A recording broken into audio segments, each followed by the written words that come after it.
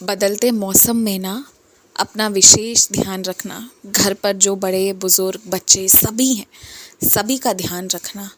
हो सकता है तुम्हारे ध्यान रखने के दौरान कोई तुम्हारी बात ना माने, या फिर कोई हो सकता है बात तो मान ले पर तुम पर चिड़चिड़ाए, गुस्सा हो जाए।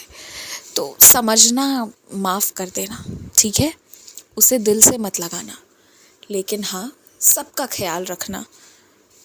यकीन मानो, परिवार के हर एक सदस्य जब है ना, तो खुशी मिलती है। और एक बात कहना है मुझे तुमसे, जिसके इस धरती को छोड़ देने का तुम्हें खबर मिला है, जिन्हें अब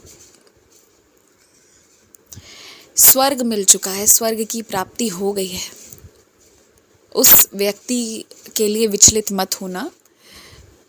मुझे पता है कि तुम्हें संकेत मिले थे कहीं ना कहीं, लेकिन हाँ, अब विचलित मत होना, सब ठीक है।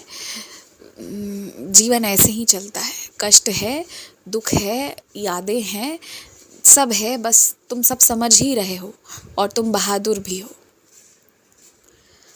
किसी भी व्यक्ति को ऐसा कोई काम नहीं करना चाहिए जिससे स्वयं ही उसका मानसिक संतुलन खो जाए। तुम्हें कोई कितना भी सताए, तंग करे, कुछ भी करे, लेकिन अगर तुम उसे स्वीकार नहीं करोगे ना, तो वो चीज़ तुम्हारे ऊपर हावी नहीं होगी। कहने का अर्थ ये है कि जो कष्ट झेल रहे हो वो तो झेल रहे हो, पर हर दिन हर छोटी समस्या के समाधान के बारे में सोचो, लेकिन उसी बात को हर वक्त लगातार दोहराओ मत। उसी चीज़ पर हर वक्त चिंतन मत करो। अगर वो करोगे ना, तो वो तुम्हारे लिए बहुत घातक होगा।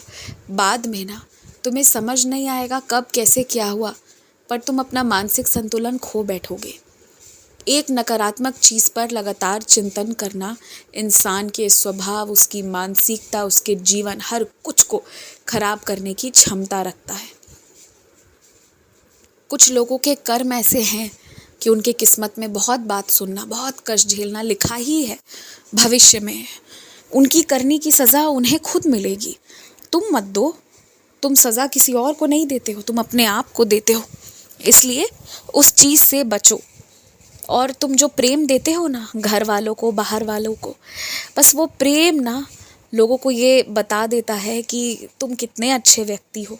इसलिए तुम्हें अपनी सफाई देने की ज़रूरत नहीं है। जितनी सफाई दोगे उतना लोग विश्वास नहीं करेंगे, और जितनी कम सफाई देते हुए जितना प्रेम दोगे और कम शब्दों में अपनी बात को बयां करोगे, उतना ही समझेंगे बाहरी लोग।